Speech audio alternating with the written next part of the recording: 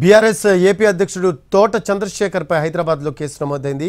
Aditya constructions company తనను మోసం చేసింది అంటూ వాకాడ తిరుమలరావు చేసిన ఫిర్యాదుతో సిసిఎస్ పోలీసులు కేసు నమోదు చేశారు. ఆదిత్య కన్స్ట్రక్షన్స్ కంపెనీ కార్యాలయంలో సోదాలు చేస్తూ ఉన్నారు. ఈ కేసులో తోట చంద్రశేఖర్తో పాటు 6గురిని నిందితులుగా చేర్చారు పోలీసులు. 2021లో 220 ప్లాట్లు డెవలప్మెంట్ చేసి ఇచ్చేలా ఆదిత్య కన్స్ట్రక్షన్స్, సాయి తిరుమల కన్స్ట్రక్షన్స్ మధ్య ఒప్పందం కుదిరింది. 50 కోట్లు పెట్టుబడి పెట్టి 90% నిర్మాణాలు పూర్తి చేసింది సాయి తిరుమల కన్స్ట్రక్షన్స్.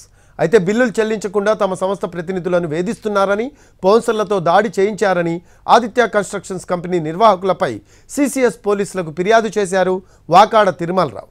29 కోట్ల రూపాయల మేర మోసం చేశారని ఆరోపించారు. దీంతో ఆదిత్య కన్స్ట్రక్షన్స్ కంపెనీ కార్యాలయానికి వెళ్లారు సిసిఎస్ పోలీసులు.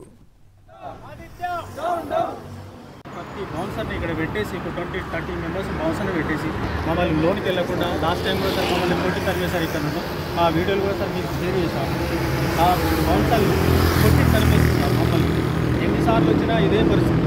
ఈసారి కూడా మళ్ళీ ధర్నా చేస్తున్నారు. మూడోసారి ధర్నా చేస్తున్నారు. దీనికి సంబంధించి అసలు ఎవ్వరు కూడా యాజమాన్యం కానీ వాళ్ళ మేనేజ్మెంట్ కానీ ఎవ్వరు కూడా మా మేనేజ్మెంట్